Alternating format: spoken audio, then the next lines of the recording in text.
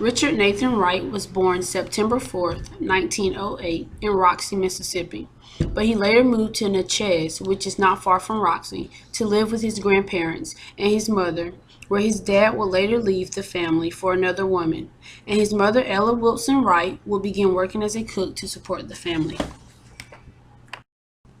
Richard Wright published his first short story at the age of 16. Later, he found employment with the Federal Writers Project and received critical acclaim for Uncle Tom's Children, a collection of 4 stories. He is well known for the 1940 bestseller Native Son and his 1945 autobiography Black Boy. The 4 stories were The Outsider, The Long Dream, Black Power, White Man Listen. This black author only managed to get a ninth grade education, but that did not stop Richard. When he was just 16 years old, he published a short story in a South African newspaper. Being that he had such little education, when he lived in Chicago, he worked at a post office and swept streets to make an income. 10 years later, he moved to New York City, where he was told he stood a better chance at getting published. One of Richard Wright's famous quotes simply states, "The more closely the author thinks of why he wrote, the more he comes to regard his imagination as a kind of self-generating cement which glued his facts together, and his emotions as a kind of dark and obscure designer of those facts." Richard Wright was a valedictorian at Smith Robertson Junior High School. He later joined the Communist Party.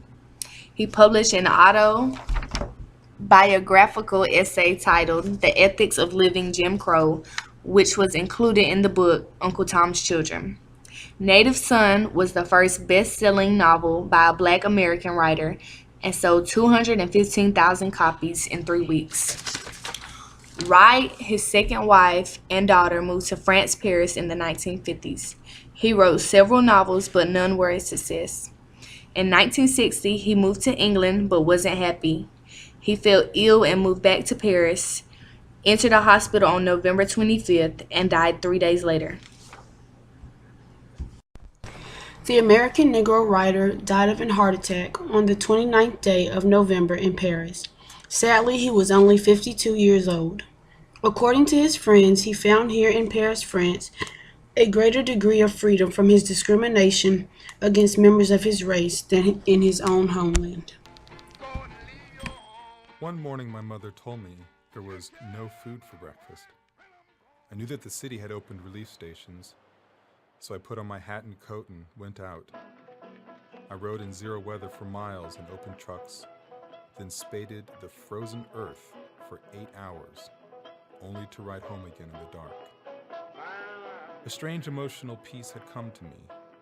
I knew that my life was cast with the men with whom I worked, slow, plodding, inarticulate men, workers all.